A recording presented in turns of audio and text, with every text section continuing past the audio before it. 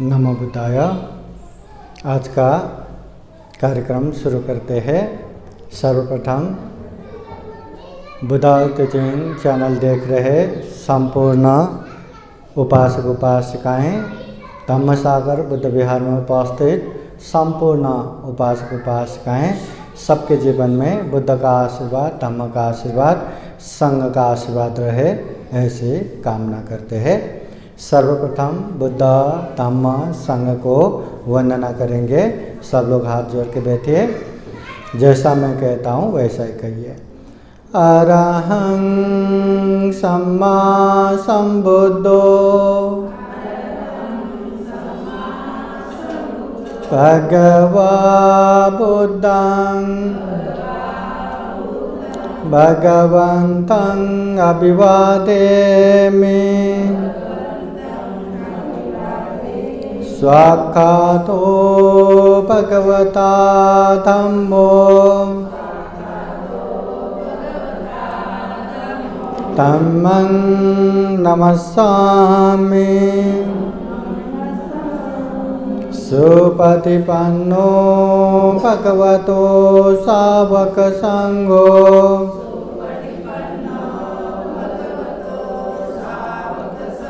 संघं नमामि। पंचशील प्रार्थना आप लोग याद रखिए।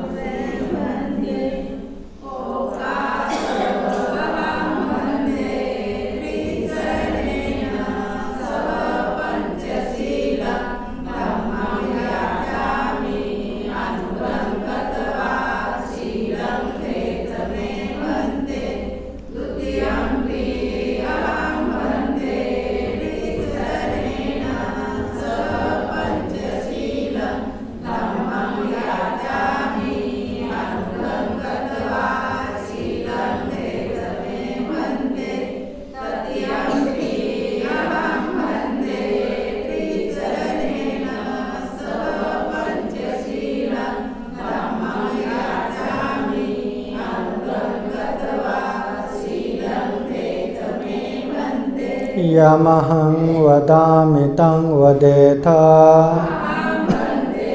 नमो तस्स भगवतो अरहतो सम्मा संबुद्धस्स।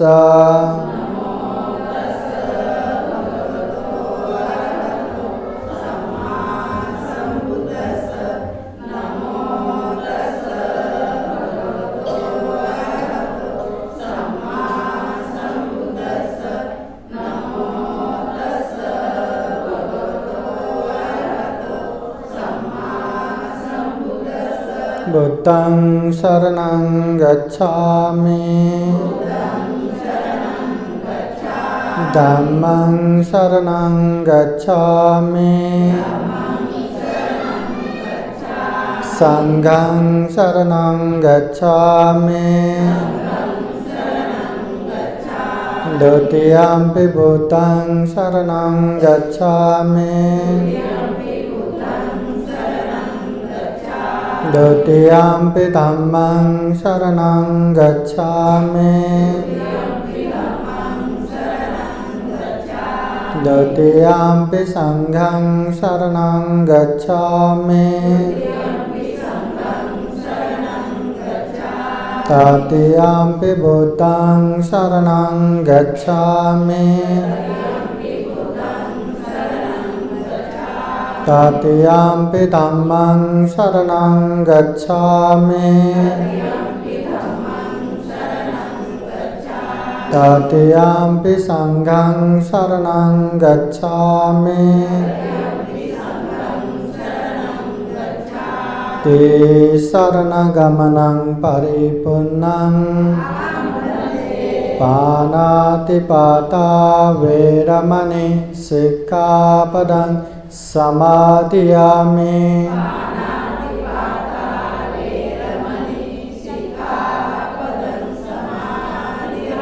आदिन्नदाना वैरमणि सिक्खापदं समादियामि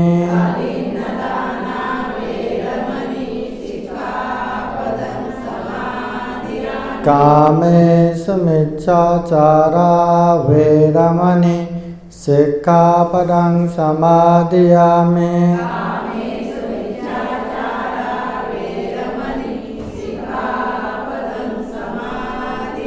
मुसावादा वैरमणि सिक्खापदं समादियामि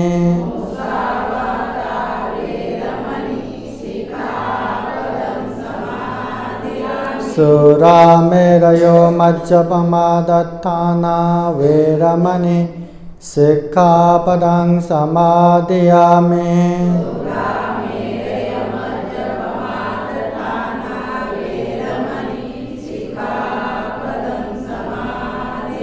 ते शरणेन सह पञ्चशीलं धम्मं साधुकं सुरक्षितं गत्वा अपमादेन सम्पादेत साधु साधु साधु बुद्धं नमामि धम्मं नमामि संघं नमामि अहं वन्दामि सर्वदा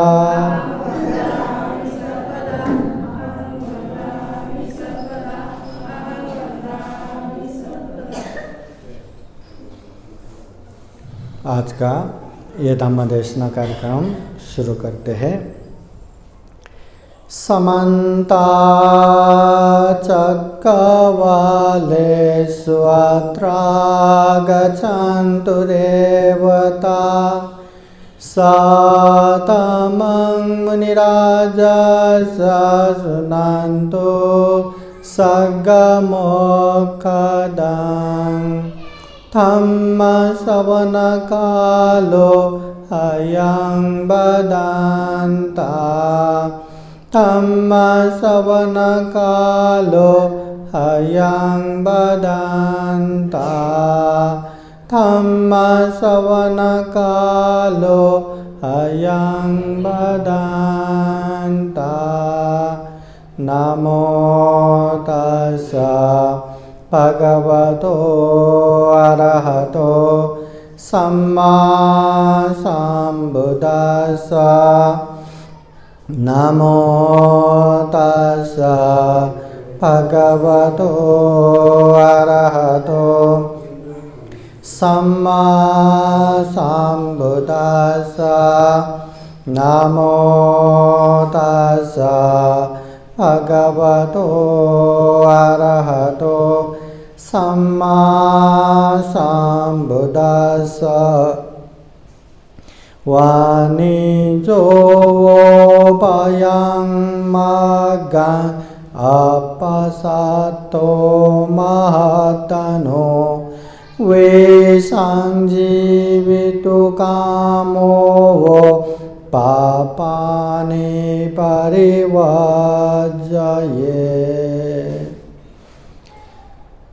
महाकारुणिक तथागत भगवान बुद्ध को त्रिवार वंदना। महाकारुणिक तथागत बुद्ध द्वारा देशित सुआख्यात धम्म को त्रिवार वंदना। महाकारुणिक तथागत बुद्ध के आर्य श्रावक संघ को त्रिवार वंदना।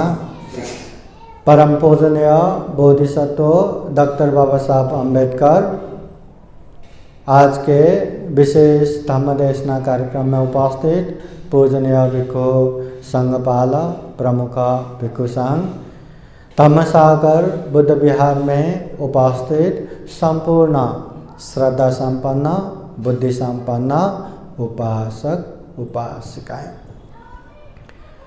महाकारुणिक तथागत बुद्ध बुद्ध होने के बाद अभी मैं बुद्ध बन गया, सभी दुखों से मुक्त हो गया, मुझे विमुक्ति सुख मिल गया, ऐसा कहते हुए अकेले शांति से अपना जीवन नहीं निकाला।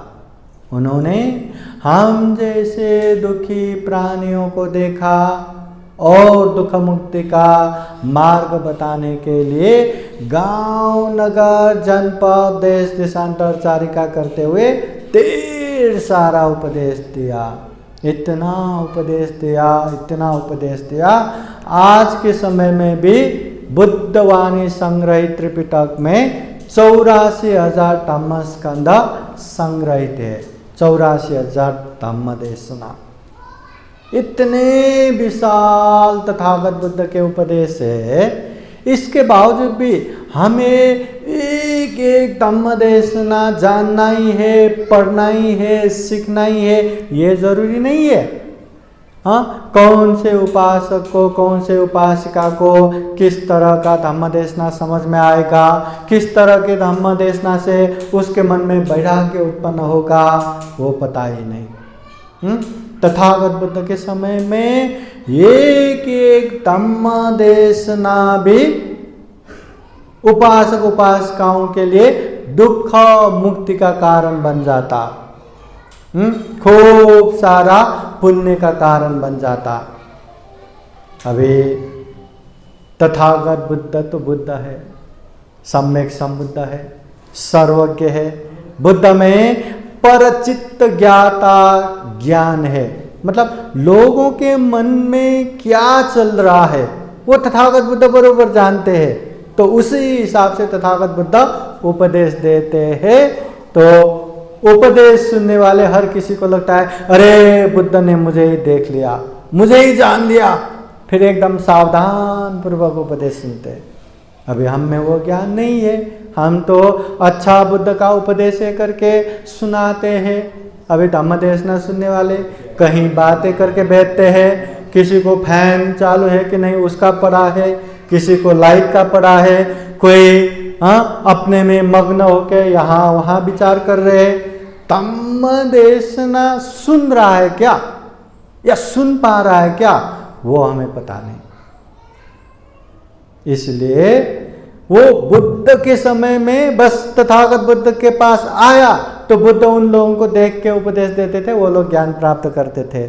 मगर आज के समय में सुनने वाले उपासक उपासिकाएं सावधान होना चाहिए। है तो बुद्धवाणी ही है, तो बहुत अच्छा उपदेश ही, मगर आपके मन में क्या चल रहा है, क्या नहीं चल रहा है, ये आपको बहुत अच्छे से पता है। आपको जीवन में क्या दुख आ पड़ा है, क्या संकट आ पड़ा है, कौन से तकलीफों से घिरा हुआ है, वो आपको पता है। तो ऐसे समय में बुद्ध के उपदेश सुन सुन के अच्छा ये उपदेश मुझे काम का है, ये उपदेश अगर मैं व्यवहार में पालन करूँगा तो जीवन में जो आ रहा दुख है, अशांति है, तकलीफ है, उससे मुझे छुटकारा मिलेगा। आप लोगों को सजग होना है, सचेत होना है, बुद्धवाणी लेके अभ्यास करना है, तभी सुख शांति मिलेगा।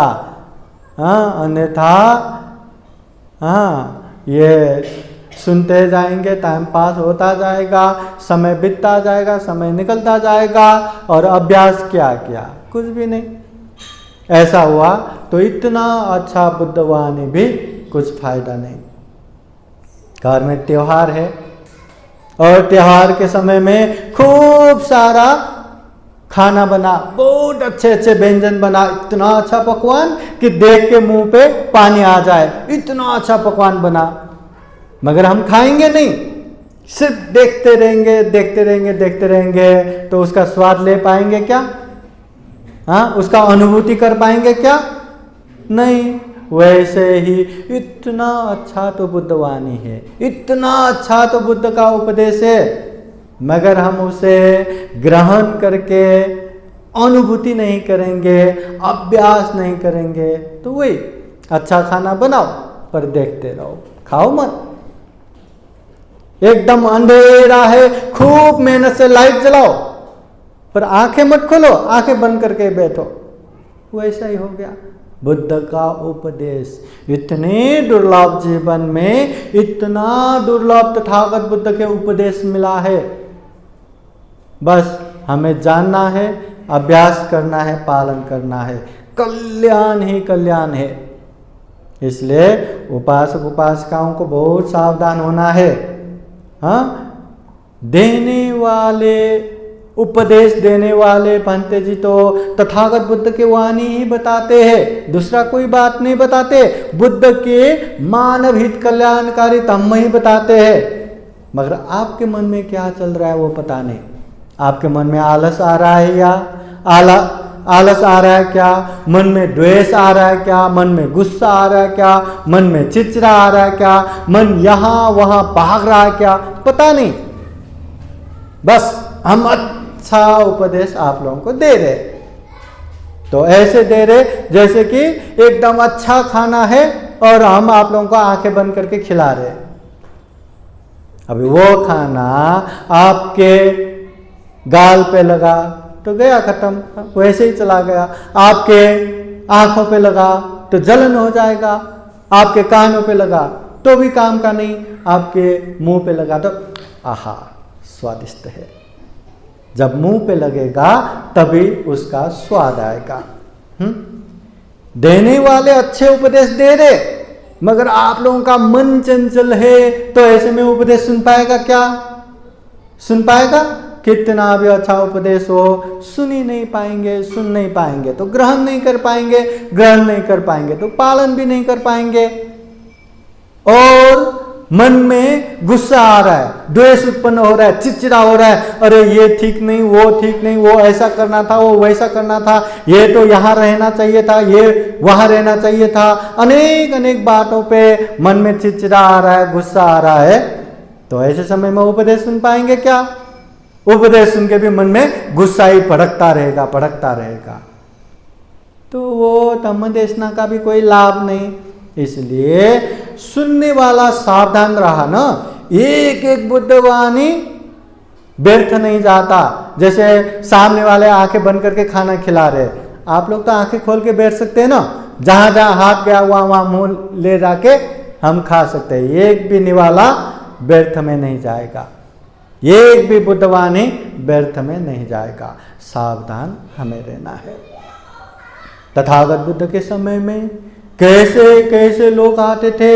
हाँ, ऐसे लोग भी तथागत बुद्ध के समय में आते थे कि धम्म देशना सुनने की जगह पे आते थे, ध्यान से सुनते थे।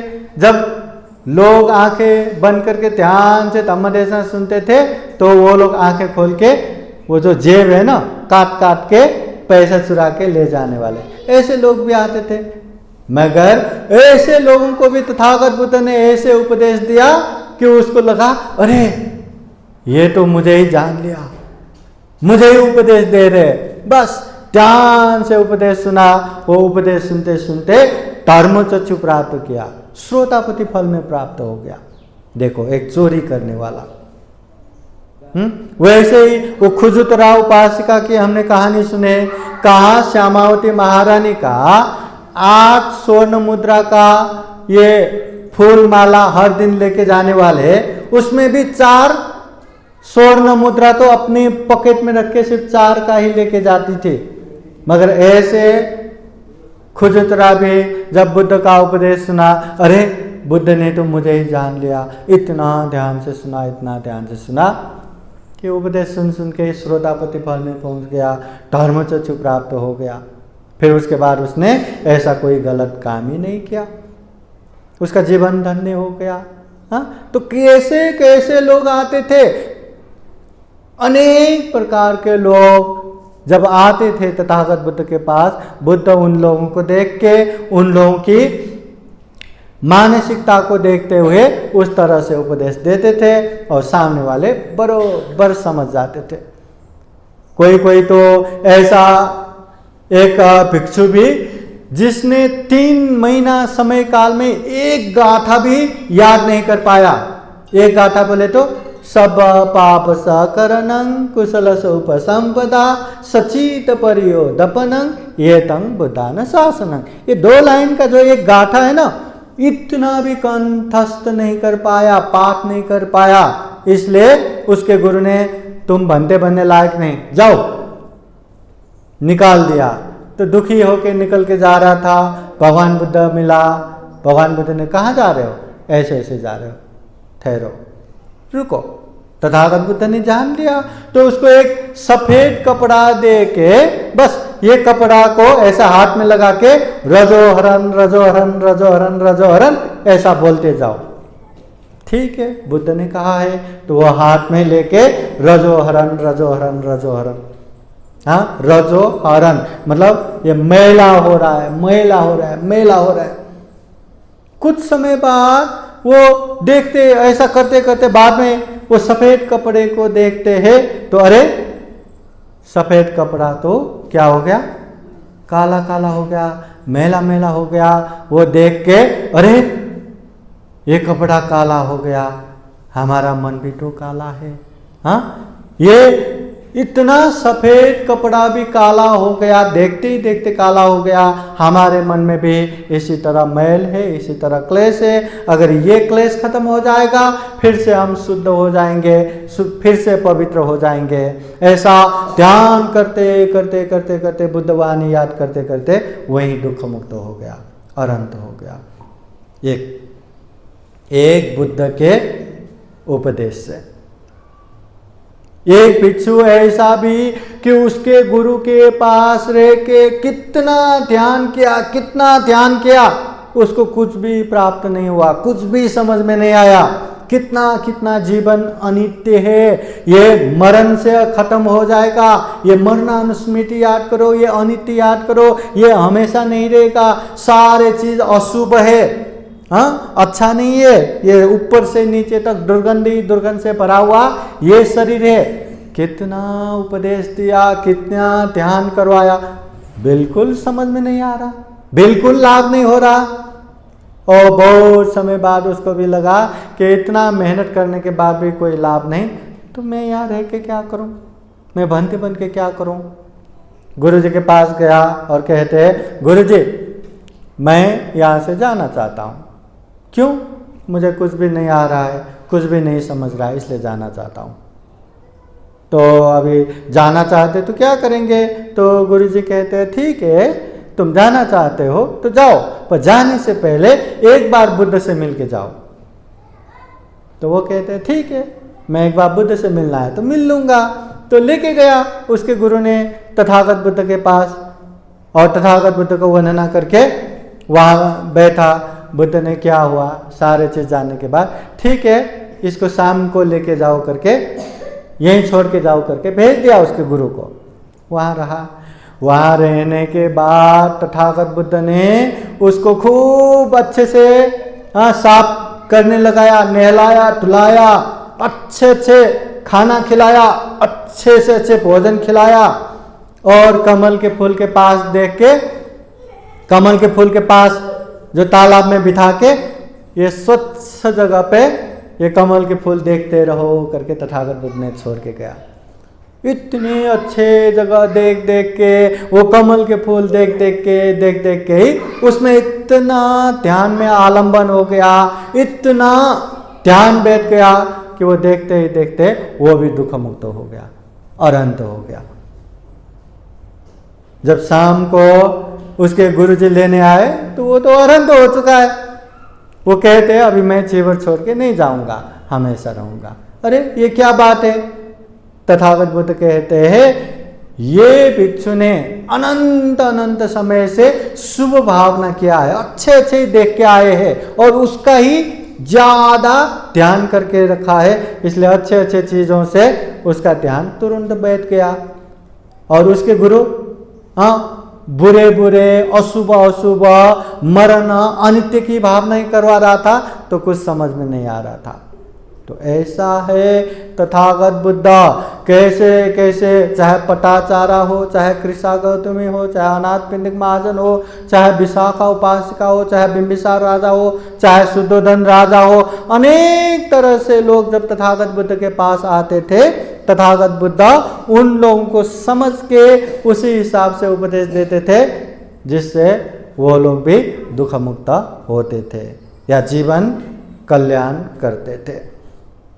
तो तो आज के समय में हमें अच्छे से सावधान होके तथागत बुद्ध के उपदेश को लेना है, जानना है, समझना है। और जो जहाँ रहते हैं, चाहे घर में काम करते हो या बाहर करते हो, चाहे किसी के लिए काम करते हो या अपना ही काम करते हो, चाहे आप इंजीनियर हो, चाहे डॉक्टर हो, चाहे वकील हो, चाहे पायलट हो, चाहे अफसर हो, कुछ भी हो, चाहे आप मालक हो या नौकर हो, कुछ भी हो, अपने अपने जगह में रह के ये धम्म को अभ्यास करना है, ये धम्म का प्रयोग करना है, तभी जाके हमारा कल्याण होगा।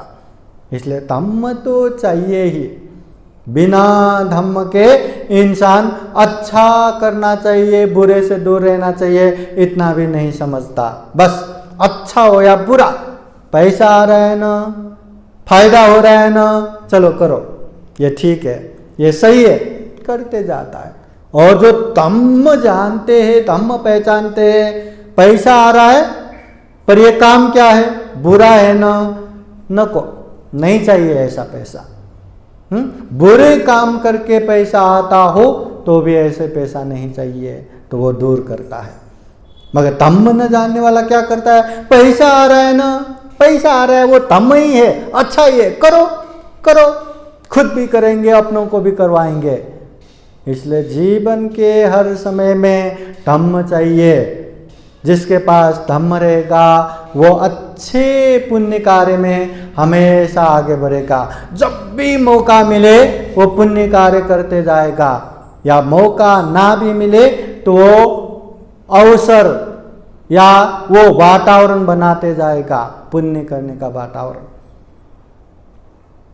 जितने भी गलत है, अकुशल है, पाप है, उससे दूर रहने के लिए हमेशा तैयार होगा। इसलिए याद रखना उपासक उपासिकाएं, धम्म देशना तो हम बहुत सुनते हैं, कितना कितना धम्म देशना सुनते हैं। हाँ, धम्म देशना सुन के हमें थोड़ा सा समझना भी है। सारे धम्म देशना में तथागत बुद्ध के यही 3 प्रमुख उपदेश आता है। अच्छा करो, बुरा मत करो, मन को शुद्ध रखो। मेन यही है ना, जितना अच्छा है वो अच्छा करो। अभी अच्छा क्या है, ये अच्छा है, वो अच्छा है, ऐसा अच्छा है, वैसा अच्छा है, वो अनेक तरह का अच्छा ही आएगा। जैसे दान देना अच्छा है, शील पालन करना अच्छा है, ध्यान भावना करना अच्छा है, धम्म देशना सुनना अच्छा है, धम्म चर्चा करना अच्छा है, जो आदरणीय व्यक्ति है उसका सेवा करना अच्छा है, सम्मान करना अच्छा है। हाँ, अनेक तरह का अच्छा ही वहां पे आएगा। पर सारांश में जो भी अच्छा है वो करो। दूसरा, जो भी बुरा है उससे दूर रहो। और बुरा क्या है, जो गलत होता है, जो हानि नुकसानी होता है, जो अपना भी हानि नुकसानी, अपनों का भी हानि नुकसानी होता है, ऐसे गलत काम मत करो। जो चीज करने से अभी भी दुख होगा, बीच में भी दुख होगा, अंत में भी दुख होगा, ऐसी गलत काम, ऐसे अकुशल पाप मत करो। चाहे शरीर से, चाहे वाणी से, चाहे मन से, ऐसे पाप मत करो। शरीर से हिंसा मत करो, चोरी मत करो, व्यभिचार मत करो। ये वाणी से झूठ मत बोलो, चुगली मत करो, निंदा चर्चा मत करो, गाली गलौज शब्द मत बोलो। मन से लोभ मत रखो, द्वेष मत रखो, मिथ्या दृष्टि मत करो। जो भी गलत है उससे दूर रहना, जो भी अच्छा है उसमें आगे बढ़ना। और तीसरा, अपने मन को परिशुद्ध रखो, क्योंकि ये मन ही प्रमुख है। मन में अच्छा रहा तो मुंह से भी अच्छा ही निकलेगा, शरीर से भी अच्छा ही करेगा।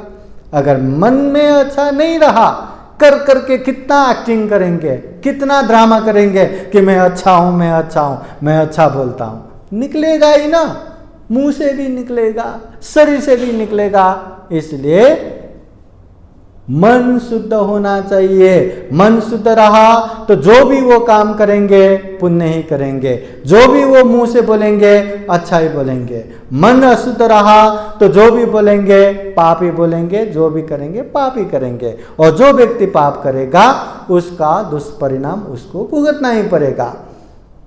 इसलिए हमेशा याद रखना चाहिए, कोई भी गलत हो, कोई भी अकुशल हो, कोई भी पाप हो, ये चीज नहीं करना, वो मार्ग पे नहीं जाना। वो मार्ग पे गए, आज नहीं तो कल पछताना ही पड़ेगा। बहुत सारे लोग पाप करते समय, जैसे कि वो शहद खा रहे, एकदम स्वादिष्ट चीनी ले रहे, जैसा स्वादिष्ट लगता है उसको पाप करते करते भी, मगर जब वो पाप का विपाक आना शुरू हो जाएगा, तब वो आंखों से आंसू गिरा के तरप तरप के दुखी होके बैठते हैं।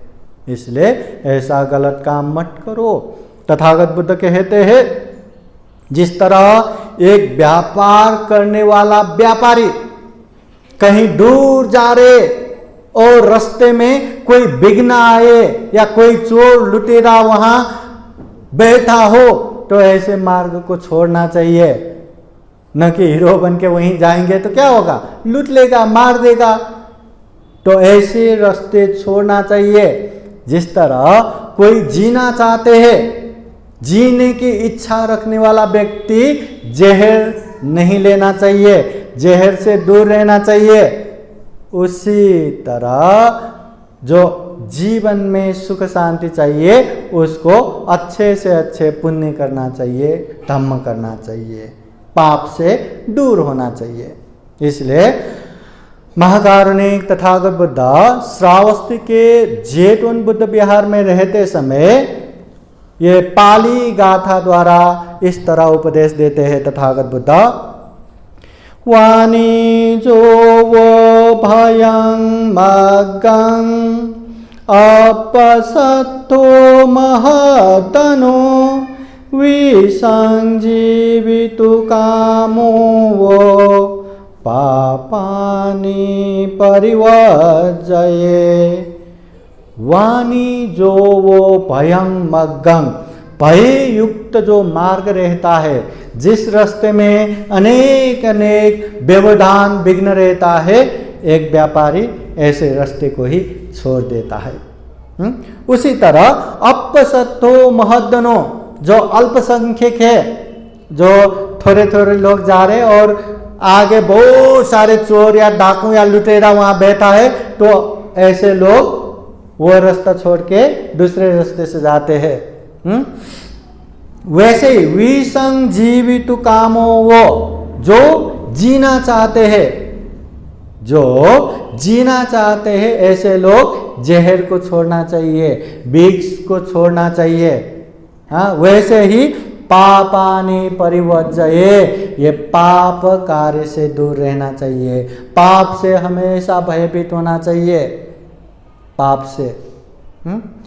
इस समय इस विषय में महाकारुणिक तथागत बुद्ध के समय में एक घटना, एक कहानी इस तरह भी होते हैं कि श्रावस्ती के जेठवन विहार में तथागत बुद्ध रहते समय श्रावस्ती में एक बहुत बड़ा सेठ रहते थे, महाधन जिसका नाम है, मतलब बहुत ज्यादा पैसा है, इसलिए उसको महाधन कहा गया।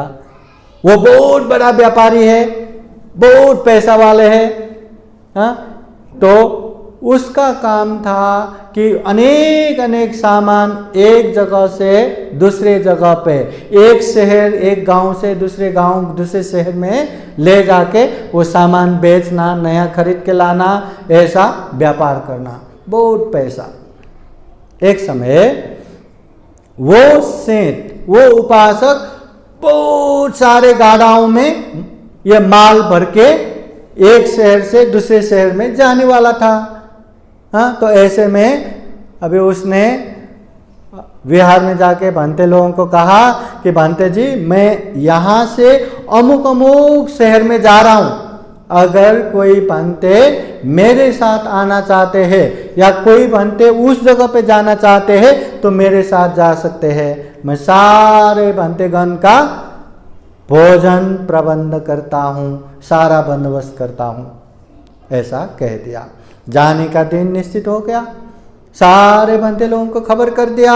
तो जो जो भंते जन श्रावस्ती से वो शहर में जाना चाहते हैं, तो सारे भंते लोग जमा हो गए, तो 500 भंते जमा हो गए।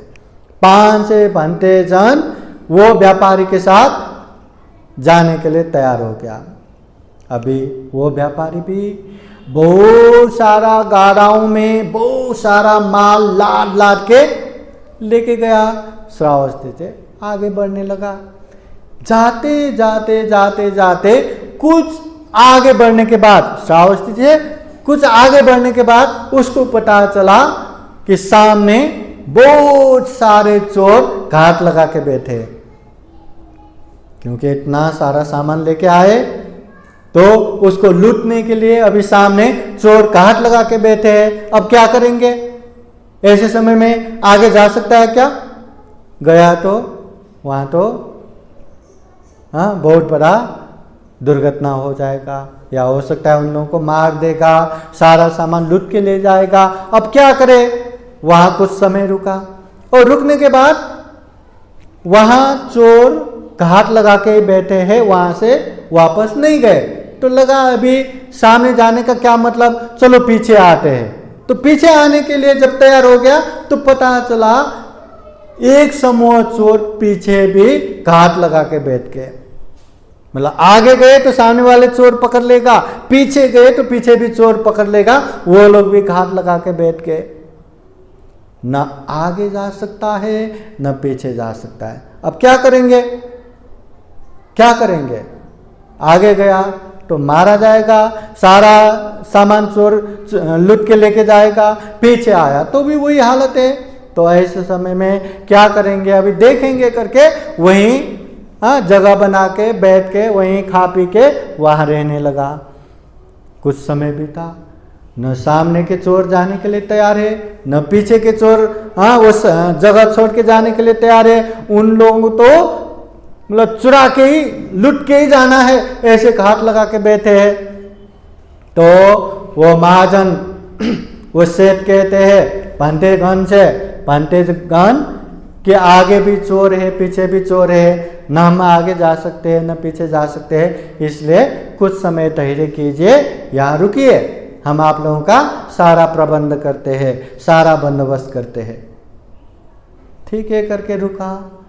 कुछ दिन रुका। रुकने के बाद भी माहौल तो वैसा ही है, ना आगे जा सकता है न पीछे जा सकता है। ऐसे समय में वहां रह के अभी क्या करेंगे? तो सारे भंतेगण फिर वो उपासक को भी कितना दुख देना, वहीं रुका रहना पड़ा तो उन लोगों को ही खाने के लिए समस्या हो जाएगा। तो वहां रुक के क्या करेंगे? अभी जाने दो, वापस आएंगे करके 500 भिक्षुगण वहां से वापस आए।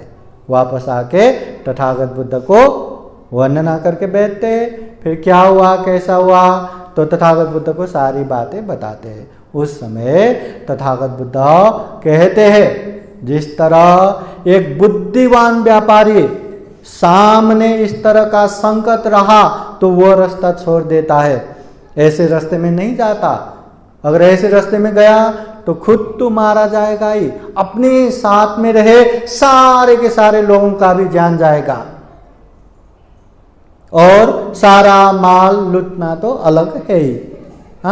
इसलिए जो बुद्धिमान व्यापारी है ऐसे भययुक्त ऐसे रास्ता छोड़ देता है। जिस तरह कोई जीने की चाह रखने वाले बीक या जहर से दूर रहता है, उसी तरह एक अच्छा चाहने वाले, जीवन में सुख शांति चाहने वाले पाप से दूर रहना चाहिए।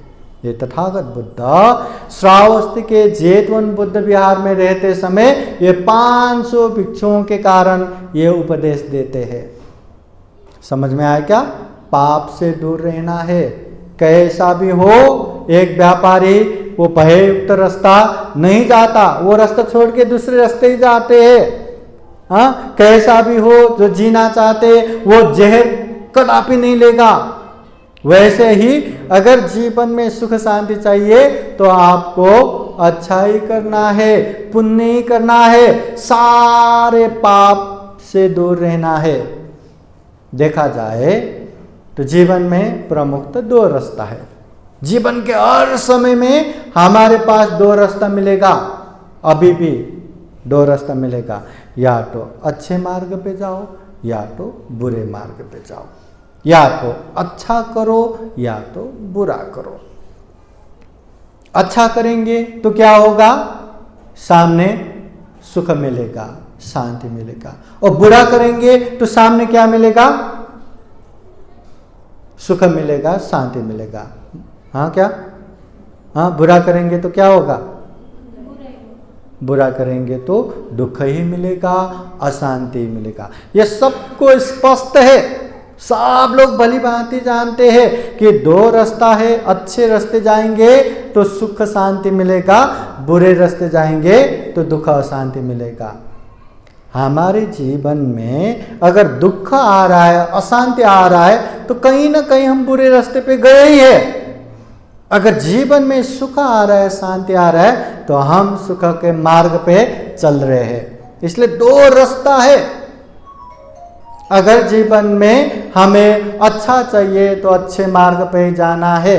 ऐसा करा भी संभव नहीं कि हम अभी कुछ भी करें, गलत भी करें, अकुशल भी करें, पाप भी करें, और हम ये चाहेंगे कि हमें सुख ही मिले, हमें शांति मिले, हमें आनंद ही मिले।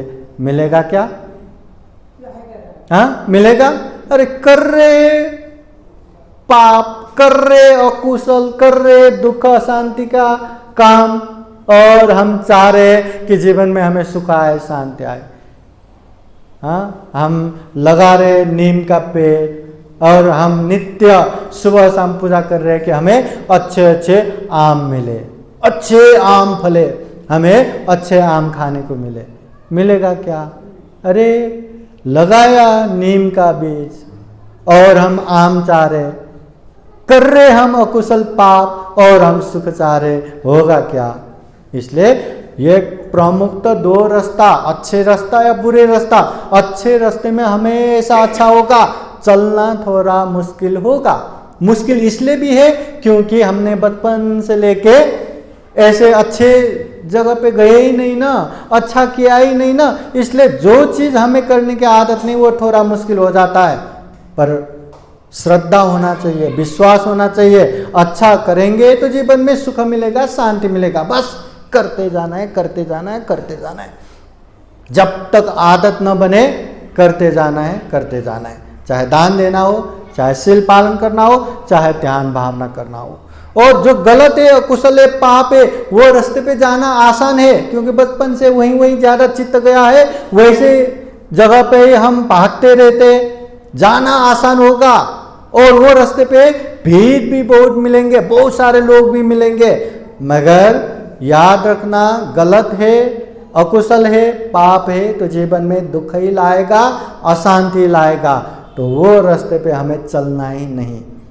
ऐसा विश्वास, ऐसा श्रद्धा, ऐसा प्रज्ञा हम में होना चाहिए, तब हम हमेशा गलत गलत है, अच्छा अच्छा है। अच्छा करेंगे तो अच्छा ही आएगा, गलत करेंगे तो गलत ही आएगा। ये बात ध्यान में रखते हुए हम अच्छे मार्ग पे जा पाएंगे। हमेशा याद रखना दो मार्ग। बिहार में आते समय भी या तो आप पुण्य करेंगे या तो आप पाप करेंगे। घर में जाकर भी या तो आप पुण्य करेंगे या तो आप पाप करेंगे। सुबह से शाम तक, हाँ शाम से सुबह तक, या तो आप अच्छा करेंगे या तो आप बुरा करेंगे।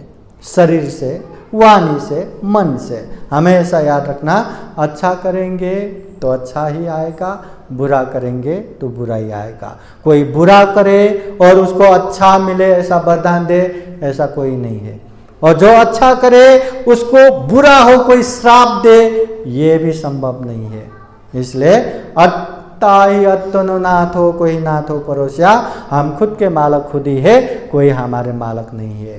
तो ये बात को जान के हम भी जीवन में खूब सारा पुण्य कर सके, खूब सारा धर्म कर सके, जीवन में ढेर सारा कुशल कर्म करते करते ये दुर्लभ, यह अमूल्य, ये सर्वश्रेष्ठ मनुष्य जीवन भी सफल बना सके, सार्थक बना सके।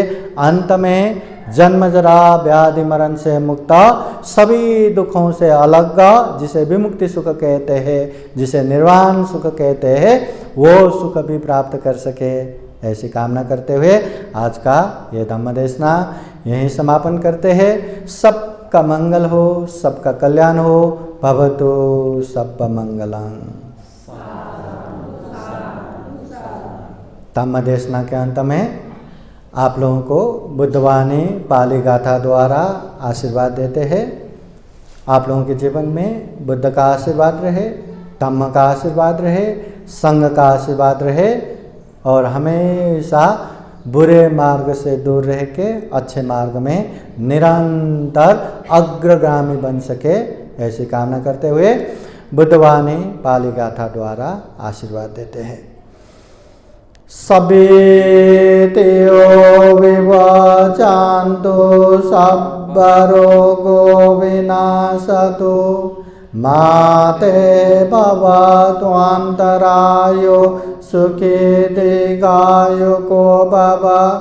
भवतु सर्वमङ्गलं रक्षन्तु सर्वदेवता सर्वबुद्धानुभावेन सदा शुद्धि भवन्तु ते। भवतु सर्वमङ्गलं रक्षन्तु सर्वदेवता सर्वधर्मानुभावेन सदा शुद्धि भवन्तु ते।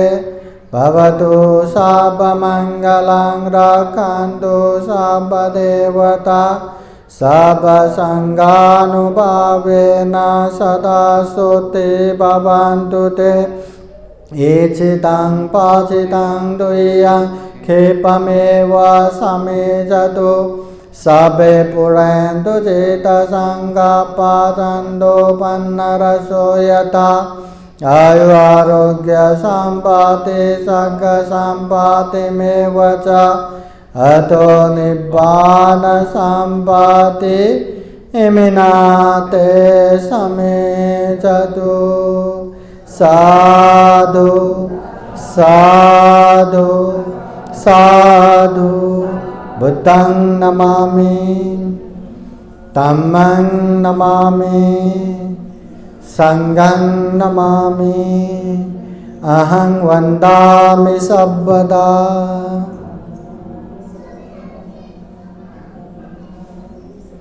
सबका मंगल हो, सबका कल्याण हो, सुखी हो, सुखी हो, सुखी हो।